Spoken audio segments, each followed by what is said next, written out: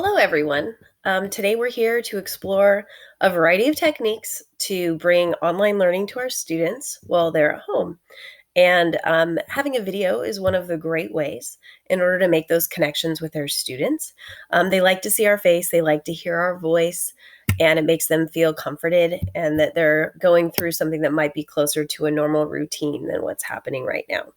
So I thought that we would go ahead and take a look at something that's extremely important right now that I know you just are dying to learn about, and that's whether I like different foods or I don't like different foods. So I thought that's what we would focus our video and instruction and quizzes and tests on today.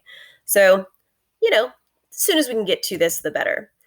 So, our first food that I'd like to talk about is the lovely tangerine.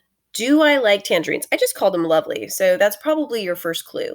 I've heard that peeling a tangerine is just as relaxing as going to a spa. There's something about the release when you peel it of those essence oils of tangerines and the smell and the particles that fill up through the air. And it just gives me a sense of happiness and calmness. So I would say not only do I like tangerines, I would go as far as saying I love tangerines.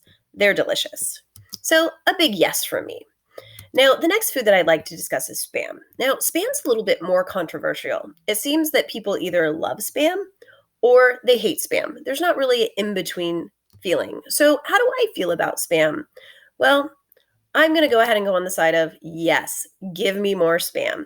My daughter Abigail has a really great recipe that she's been making since she was little, and it is a Spam musubi roll. It's Spam in the middle that's been marinated in teriyaki, covered with furikake seasoning, surrounded by a sushi rice, and surrounded by that, of course, is some delicious seaweed.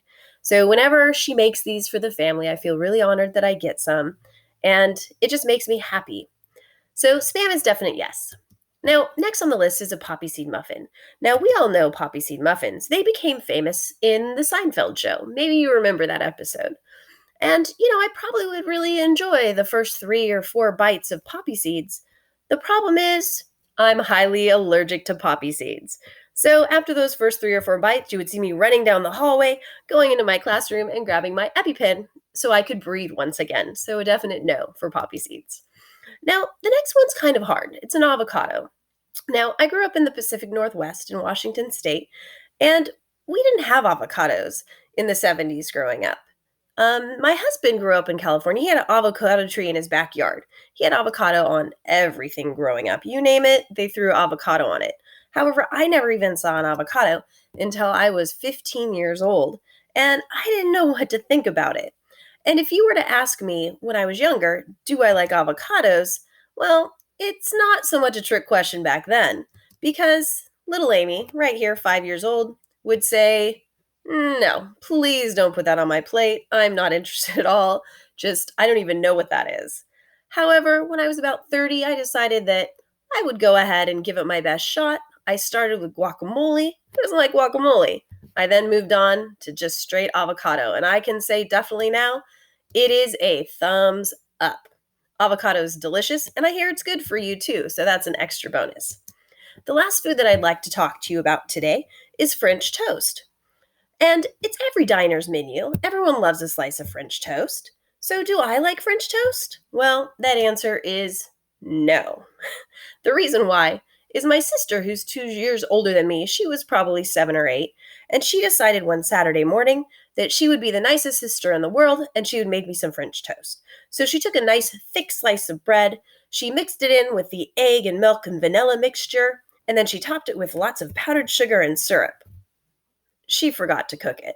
So, needless to say, that was not a good day. That was not a good feeling in my stomach. And since that day, I have not enjoyed French toast at all.